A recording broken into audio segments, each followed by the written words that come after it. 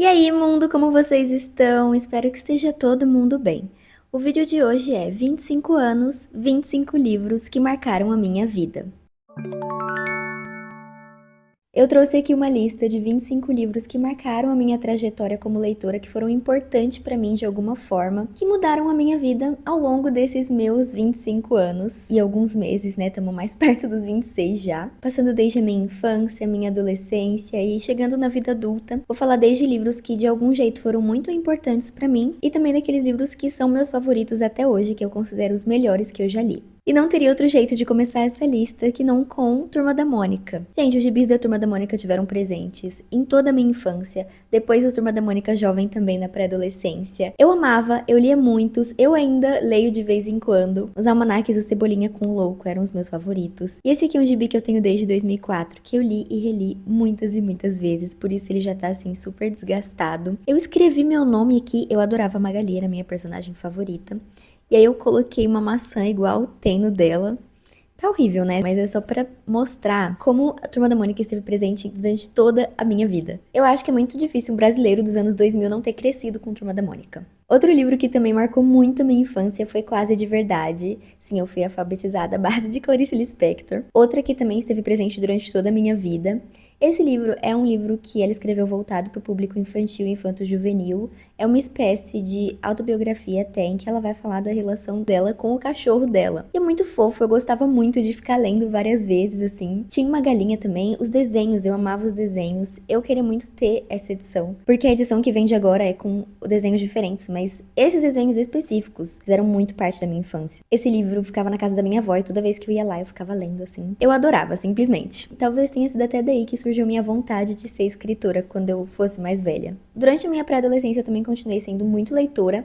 Logo surgiu aí na minha vida uma nova obsessão que foi Querido Diário Otário. É um diário tipo um diário de banana, só que é voltado pra meninas meio ácidas e esquisitas, que era exatamente o que eu era na época. Aliás, ainda sou, né? Pra mim era o ápice, assim, era muito divertido. Eu fiquei viciada, sabe? Eu colecionava, então eu pedia de Natal, de Dia das Crianças, de aniversário. Quando eu terminava um, já tava pensando no próximo. Eu tenho até hoje, inclusive, o primeiro ano, né? Porque depois teve o ano 2, mas acho que é do 1 ao 12 ou do 1 ao 13 eu tenho completo. Até hoje, se eu pegar pra ler, tenho certeza que eu vou dar risada de novo.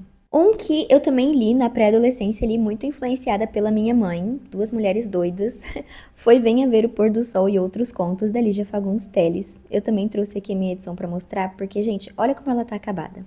Eu acho que a gente tem esse livro desde 2008.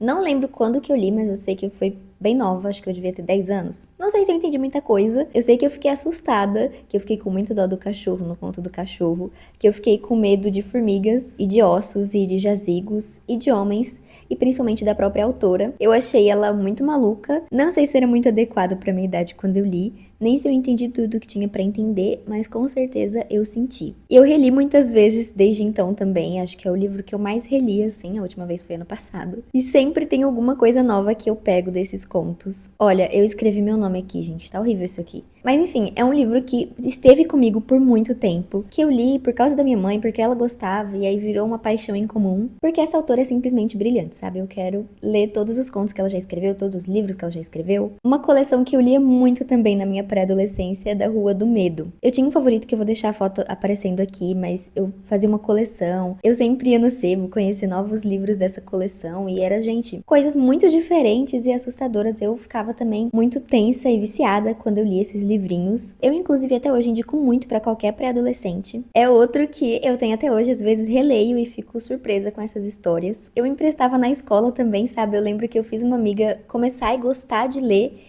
por causa dessa coleção. E esse livro em específico, que se chama Paixão Mortal, eu fiquei tão maluca lendo ele que eu lembro que eu gravei, eu senti necessidade de gravar um vídeo falando, gente, eu estou lendo esse livro aqui, não sei o que vai acontecer, eu tô muito tensa e tô muito curiosa, não vejo a hora de saber logo qual que é o mistério. A primeira booktuber do mundo, só que eu não publiquei o vídeo, né? Depois eu vou tentar achar, eu acho que tá em algum computador perdido. Eu gravei em 2011 em um celular muito velho. O vídeo nem tem qualidade direito, mas ele existe. Eu lembro nitidamente de estar lá em cima no meu beliche e tá falando sobre esse livro, gravando, porque ele me deixou doida. Se eu tivesse começado no BookTube nessa época, meu Deus. Eu tinha o meu gênero favorito, né? Thrillers. Nossa, pra mim era o melhor gênero que existia. E aí, quando eu tinha uns 12, 13 anos, a minha madrinha me apresentou ao Harlan Coben. Ela me deu alguns livros dele de aniversário, outros que não eram muito pra minha idade, porque tem de tudo nesses livros, mas virou uma grande paixão. Quando eu li, eu só pensava naquilo. Acho que o primeiro que eu li dele se chama 6 Anos Depois, que é de um professor de matemática, e é cheio de mistérios, envolve gangue, envolve violência, envolve um monte de coisa. Explodiu minha cabeça. Depois que eu conheci os thrillers, eu não queria saber mais de outras coisas. Por isso que na minha pré-adolescência, eu não tive essa fase de ler distopia, de ler romance, um John Green, porque eu já tava em outra coisa. Eu era do time dos thrillers. Eu até tentei ler A Culpa das Estrelas, achei um porre e abandonei. Os de fantasia, assim, tipo Percy Jackson, não chegaram até a minha mesa, porque eu tava mesmo focada nos thrillers. Outro que também foi um divisor de águas pra mim foi A Garota no Trem. Gente, que surto foi esse livro pra mim. Nossa, eu só sabia pensar nele, falar dele. Inclusive, sem querer, eu tive que emprestar esse livro pro meu avô, porque eu tava tão imersa nessa história que ele perguntou sobre o que era. Eu falei que era um thriller que eu tinha adorado. E aí ele falou, me empresta pra eu ler? E eu fiquei, será que eu quero mesmo emprestar esse livro pro meu avô? Que tem cenas explícitas? Eu tive que emprestar e depois de um tempo ele me devolveu sem dizer uma só palavra. Aí depois que minha prima veio me falar, nossa, vou ler o seu livro e disse que achou uma bosta. Fazer o quê? Mas eu amei, pra mim era tudo. Inclusive, a minha filhada já leu ele, mas por agora, né, quando ela tinha 13 anos, foi recente. E ela também amou. Nós, pré-adolescentes, estamos sim a favor de A Garota no Trem. Muito provavelmente, se eu lesse agora com 25 anos, eu ia detestar, achar horrível, mas eu guardo lembranças muito boas dele. Na fase da adolescência, não tem muito o que comentar. Eu tava passando ali por um período meio rebelde, não tava mais leitora. Eu lia, sim, alguns livros ali, um ou outro por ano, mas eu não era aquela pessoa que tava sempre lendo um livro, sempre procurando livros pra ler. Gente, quando eu tinha 12, 13 anos, eu tinha uma lista, o wishlist, assim, esse eu vou pedir de aniversário, esse eu vou pedir de Natal. Mas aí, dos 15 aos 17, ali no meu ensino médio, eu tava vivendo minha vida, sabe? Aproveitando a adolescência ao máximo. Não me arrependo, porque são coisas que eu jamais faria hoje em dia. Era festa todo final de semana, eu aprontava, meu Deus. Como eu falei, tiveram sim leituras durante esses anos, mas nenhuma realmente me marcou tanto. Acho que só uma, na verdade, que eu li no terceiro ano, que foi O Cortiço. A gente tava fazendo um projeto, assim, dos livros que ia ser pra vestibular. Leitura obrigatória, né? E eu amei. Eu sempre era a pessoa que lia, assim, todos os livros obrigatórios que a escola mandava e gostava. Mas esse foi um plus, porque eu descobri que o clássico podia ser gostoso de ler, divertido, podia ser uma grande fofoca. Foi uma coisa muito edificante. Na minha vida jovem adulta, tem um que eu considero, assim, de suma importância pra minha vida. É um livro que eu gostei, mas nem virou favorito nem nada, só que o que esse livro me fez descobrir... O livro, no caso, é O Desaparecimento de Stephanie Meyer, que foi o primeiro livro do Clube Intrínsecos. Em 2018, simplesmente apareceu pra mim uma propaganda do Clube Intrínsecos que ia começar, e eu me interessei e falei, pô, vou ganhar um livro todo mês, parece legal, vai vir brindezinhos. Eu assinei, e aí tava demorando muito pra chegar o do primeiro mês, eu falei, gente... Alguém já postou sobre isso no YouTube, eu tenho certeza. Eu pesquisei no YouTube e eu descobri que as pessoas não só já tinham postado sobre o Clube Intrínsecos, como postavam sobre todos os livros que elas liam. Foi aí que eu descobri o BookTube. Antes de 2018, não fazia ideia que o nicho literário existia, que as pessoas postavam vídeos só sobre leitura. Então, o Intrínsecos foi fundamental para eu conhecer os vídeos de livro, para eu criar vontade de ter o meu próprio canal. O primeiro vídeo que eu assisti foi um da Isabela Lubrano, do canal Ler Antes de Morrer. E depois, assim, eu descobri o mundo mágico. Descobrir o BookTube foi o auge. Minha vida mudou muito depois disso, obviamente, né? Porque aí eu criei meu canal e tudo mudou. As coisas teriam sido muito diferentes se isso não tivesse acontecido. Talvez eu tivesse descoberto o BookTube de outra forma, mas talvez eu não tivesse criado um canal. Criar um canal foi uma das coisas que mais me incentivou a ler mais, porque apesar de eu ler com uma certa frequência, não era uma coisa que eu dava prioridade. O Desaparecimento da Stephanie Meyer, inclusive, é um thriller muito bem pensado. Um big livro, aliás, é um calhamaço, deve ter umas 600 páginas. Eu demorei pra ler, mas eu amei muito quando eu li. E foi ele que fez eu estar aqui, né? Graças a ele que eu estou gravando esse vídeo agora. Mas mesmo depois de eu já ter criado o canal, já tá postando alguns vídeos, eu ainda não tinha um hábito ávido de leitura. Como eu comentei, não era meu hobby prioridade. Até que eu li Nova Jaguaruara. É um livro de terror que tá no Kindle Unlimited, que ele tem uma premissa que eu considero genial. Se passa em uma cidadezinha, bem no interior no Ceará, e quando dá meia-noite, simplesmente todas as luzes se apagam por 1 minuto. Até a luz de vela. Tudo se apaga, a cidade fica numa escuridão por exatamente 1 minuto. E tem todo um mistério, é um livro que fala do passado, depois volta pro presente. E eu fiquei tão curiosa, tão imersa, eu li o primeiro capítulo e eu já falei, não vai ter como. Eu não vou descansar até eu terminar de ler esse livro. Eu virava noites lendo, de tão imersa que eu fiquei, tão presa que eu fiquei nessa leitura. E foi esse livro, assim, que me fez voltar a ter o gosto mesmo de ler todo dia. Eu acho, inclusive, um dos melhores livros de terror nacional que eu já li. É muito bom. E depois dele veio uma grande leitura. Nessa época aí de início do canal, um que eu considero muito importante também é BDKN Blues. Que livro é esse? Gente, foi a minha primeira publi.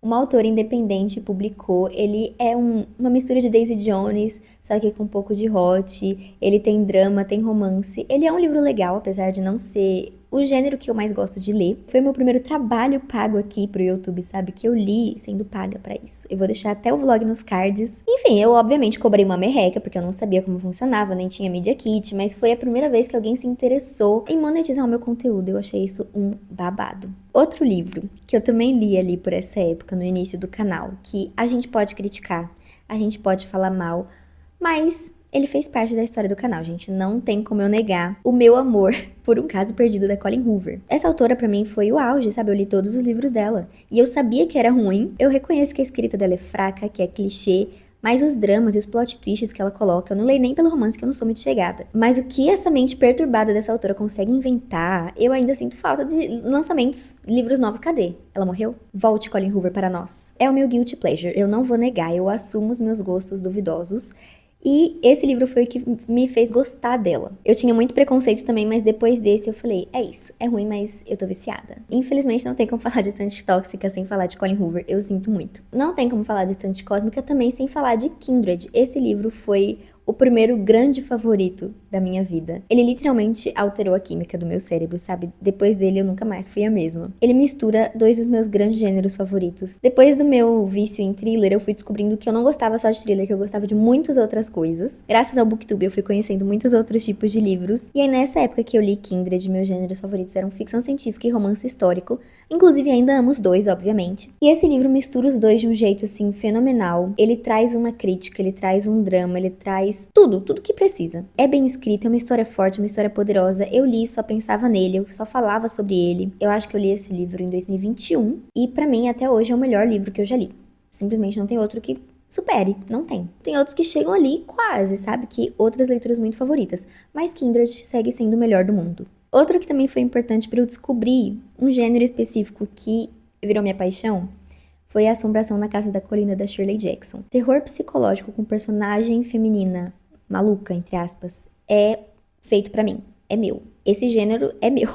Todo o amor do mundo por esse gênero corresponde a 1% do amor que eu tenho por esse gênero, tá? E esse livro em específico, eu adorei quando eu li, eu tava me identificando muito com a personagem, o que é extremamente preocupante. Eu tava me vendo ali nela. Eu falava, caramba, ela é igual eu.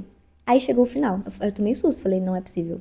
Era sobre isso esse tempo todo. E por que será que eu tava me identificando? Não tá certo. Pior que isso já aconteceu outras vezes também, de eu estar me identificando muito com uma personagem e no final descobrir um babado muito forte sobre ela. Enfim, mas o jeito que a tensão desse livro é construída e o jeito que parece que tudo vai dar errado, que a gente sente que tem alguma coisa muito estranha acontecendo mesmo sem saber o que é fenomenal. Essa autora sabe construir essa atmosfera como ninguém. E foi aqui que Shirley Jackson se tornou uma das minhas autoras favoritas. Outra que eu também considero uma grande descoberta foi Mayara e Annabelle. É um quadrinho nacional, gente, que eu tava participando de um desafio de leitura que era ler um livro que acho que era a personagem que tinha que ter meu nome ou a autora tinha que ter meu nome.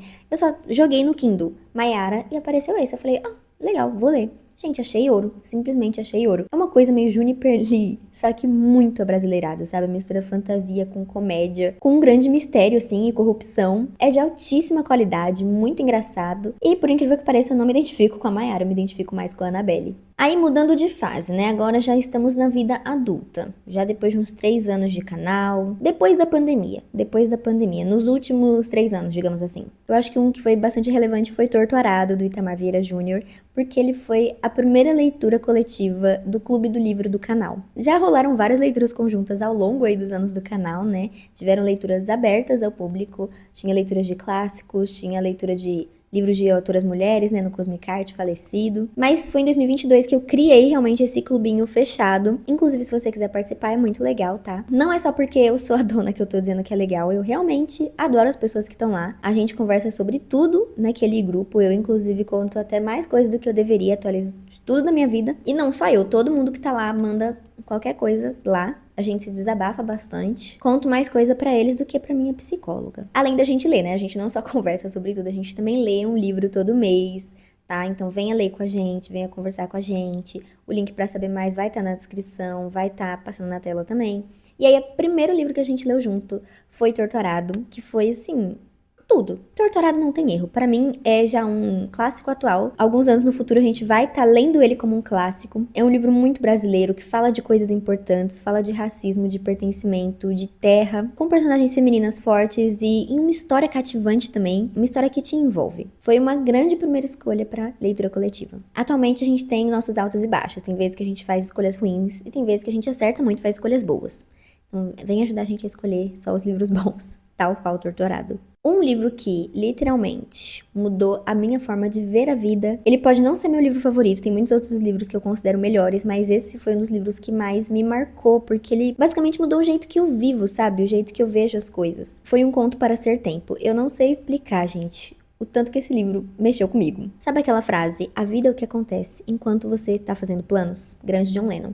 Esse livro é essa frase por extenso. Essa é a essência desse livro. Acontecem muitas coisas doidas, tá? É um livro grande que às vezes é até confuso, às vezes é até monótono, porque vai falar de uma menina japonesa que tá contando a história da bisavó dela e ela escreveu isso em um diário e quem encontrou o diário foi uma moça que morava no Canadá. É um grande babado, mas toda a filosofia, toda a ciência, toda a magia que essa história traz sobre conectividade das coisas e coincidências, ele me tocou de um jeito diferente. Assim como Solitário também, pra mim é um quadrinho que eu nunca vou esquecer.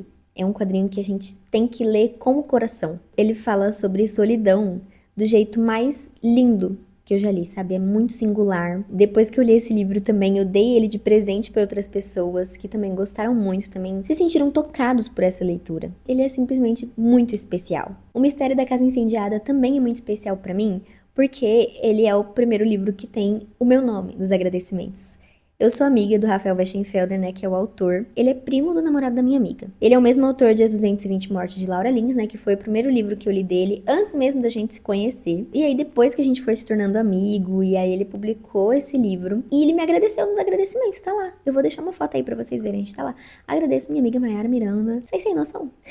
Ai, muito fofo, muito querido. Inclusive, leiam esse livro, é um mistério que vai explodir sua cabeça. O Rafa, ele normalmente escreve livros que misturam mistério com ficção científica e sempre vão ter uma reviravolta que foge do esperado, que foge do que a gente sequer imaginou. Esse não é tão ficção científica, ele é mais jovem, assim, né? Tem um personagem que era youtuber, meio flopado e falido, e tem um mistério envolvendo fantasmas e o passado e traumas. É muito bom, juro pra vocês. Não é só porque o meu nome está nos agradecimentos e ele é meu amigo que eu estou falando isso. É realmente um livro bom.